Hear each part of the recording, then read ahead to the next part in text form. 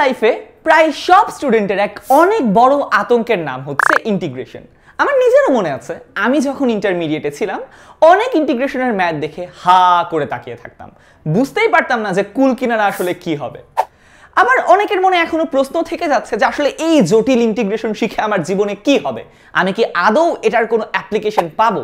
Well, তোমাদের জন্য আমি বলতে চাই যে বিভিন্ন কমপ্লেক্স বস্তুর গতি থেকে তার সরণ, বেগ ইত্যাদি আলাদা করার জন্য আমাদের ইন্টিগ্রেশনের দরকার হয়।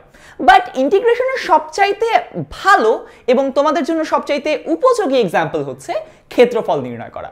আমরা বৃত্ত, উপবৃত্ত এবং এ জাতীয় যে কোনো কমপ্লেক্স ক্ষেত্রের বা যে কোনো কমপ্লেক্স ফাংশনের নিচের ক্ষেত্রফলটা খুব ইজিলি ইন্টিগ্রেশন দিয়ে বের করতে পারি। এখন এ তো গেল ইন্টিগ্রেশনের অ্যাপ্লিকেশনের কথা।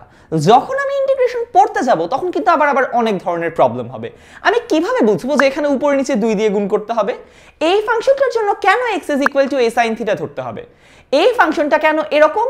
আর আংশিক ভগ্নাংশের সাথেই বা ইন্টিগ্রেশনের সম্পর্ক কি? ওয়েল, তোমাদের এই সব প্রশ্নের উত্তর তোমরা এই কোর্সে পেয়ে যাবে।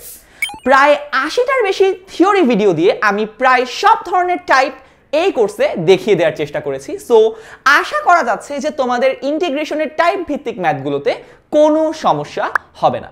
এর সাথে কেতাবউদ্দিন স্যারের বইয়ের প্রত্যেকটা প্রবলেমের সলিউশন আমি এখানে করে রেখেছি, তাই মাঝে কোথাও আটকে গেলেও সমস্যা নেই। তাহলে সবাইকে স্বাগতম আমাদের এই ইন্টিগ্রেশনের জগতে।